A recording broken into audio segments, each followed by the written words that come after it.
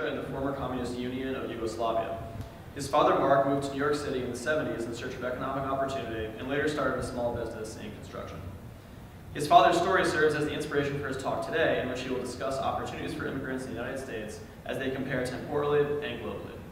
Please welcome our last speaker, Evan Peraica. Thanks.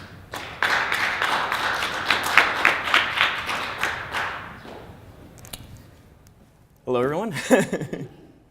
My name is Evan, as Alice has said, and I'm here to talk about immigration, especially immigration in America today.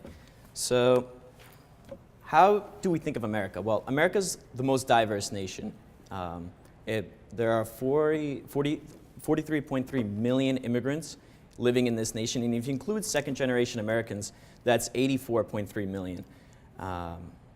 And the percentage of immigrants to native-born has also increased dramatically since the 70s. In 1970, immigrants represented 4.7% of our population, and currently it's at 13.5%. So if you look at this chart right here, they represent a crucial bit of our civilian workforce. In 1980, they represented 7% of our workforce, and as opposed to today, which they represent close to 17%, and they actually outstrip, in terms of labor participation rate, they outstrip native-born citizens, which is something a little unique. But if we compare immigrants from the 20th century to immigrants today, immigrants in the 20th century were mostly European. They came from countries like Italy, which represented the vast majority of immigrants in the year 1960, according to the Census Bureau, at 13%, Germans at 10%, Ireland and UK close to 9 or 8%. As opposed to today, which you get a vast majority of our, well, not a majority, but you get a large chunk of our immigrants from Mexico, representing 27%, which is a share you haven't seen from one nation in our history. And then we also, as our economy is changing from less manufacturing-based economy, more skilled workers, we get a lot of immigrants from nations like India and China. So we bring in, using H-1B visas, we bring in more skilled workers into the tech industry and industries of that sort of nature. So now we know what the immigrants look like, but what is their chance of mobility? How can we move around in society? Well, a man named Scott Winship, he actually worked for Pew Research, and he did a study on relative mobility, and he found that the U.S.'s rate of relative mobility was he first found that it was lower than other competing nations, other industrialized nations, and he said, but he was very critical of his work, and his colleagues criticized him as well, and he found that his study was more, it showed changes in income inequality more than relative mobility. So when he revised his work, he actually found that the U.S. has rates of relative mobility comparable to Canada, Sweden, Finland, Norway, the UK. Relative mobility meaning mobility compared to other Americans. So if you were born maybe in the bottom 20% of income, how have you changed throughout the course of your life? What are your chances of reaching the top 20% of income in the nation? So we're actually competitive with almost every other industrialized nation, if not better. But our absolute mobility is much higher. So how much better off are you than your parents? So in absolute terms, how much better off is every American? And the study actually found something very reassuring, that 80% of the people from the bottom 20% of incomes become better off than their parents throughout their lives. So that's something that's reassuring. And also the median change of 40-year-olds was a 93% rise in income. So people that were in their 40s saw a median change of 93% when compared to their parents. So if we look at this graph here, this is more of what I'm trying to say. So this graph shows people born between 1971 and 1986, and what their chances are of changing quintiles, as we call them, 20% brackets of income throughout their lives. So people, if you look on this bottom row, for instance, people born in 1971, by the time they turn 26 in 1997, they had a 9% chance of reaching the top 20% of income, and then it goes a little higher. And as we've seen in American history, now people that turn 26 in 2012 have just as much of a chance as the previous generation of reaching higher income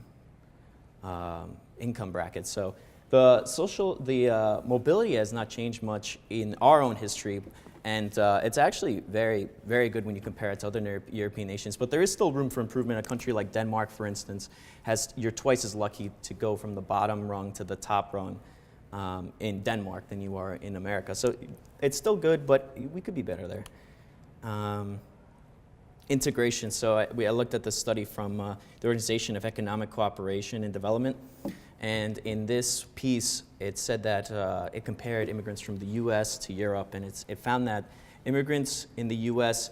Are generally paid less than those in Europe, but they have a much higher employment.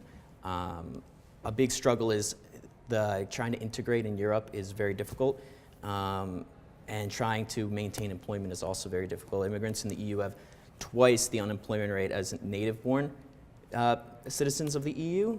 But in the U.S., the unemployment rate is actually lower for immigrants than it is for native-born. So immigrants are actually able to keep jobs better than the native-born population in America, which is the complete opposite in the EU. And children of EU immigrants are also less likely to feel accepted at school. They have there's a status in America. You could be Chinese American or you could be German American, but they don't have that same hyphenated sort of title in European nations, so they'll always see you as something other. That was what the study found when they interviewed children. And also there's that not guaranteed, even if you're native born, but if your parents are immigrants, you're not guaranteed a citizenship. So that's also something that alienates even second generation immigrants or native born. So then I was looking at why would people come to America? What are the main reasons? So I found these two testimonials. One was from a woman named Anna Pang White from the University of Scranton. She's director of Asian Studies there and philosopher. She moved around to a bunch of nations when she was younger. And she said that every society will have some sort of roadblocks, maybe structural hierarchy. But according to my experience, the U.S. is the least hierarchical and most open for opportunity.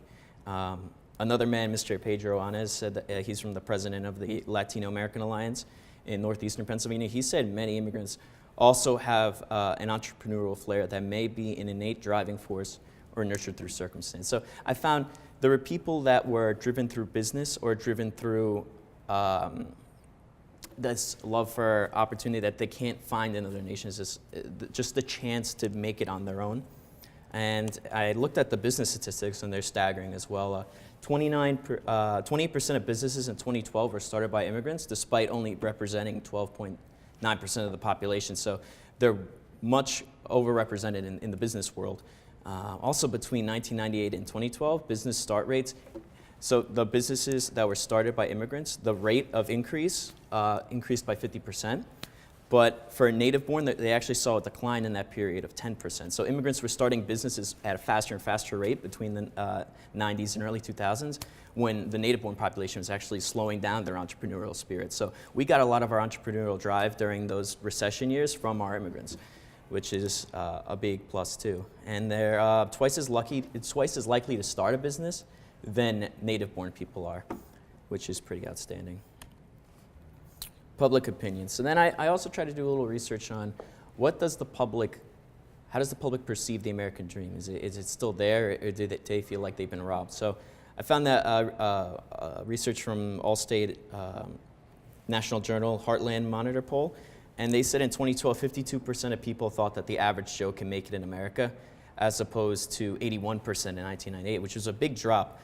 But they credited that to the recession. They said that economic recession took a big toll in confidence globally in all nations, and they found very similar drops in every nation. But they said that momentum has gained sharply in America compared to even places like Japan, where you get very low economic growth, and or the EU nation states where the economy is still very stagnant. They said that these are some of the numbers that have increased. 63% of Americans believe they live the dream. Live the American dream, which is much greater even since 2012. So even this shows the resilience of the American people after the Great Recession, as we've seen recently.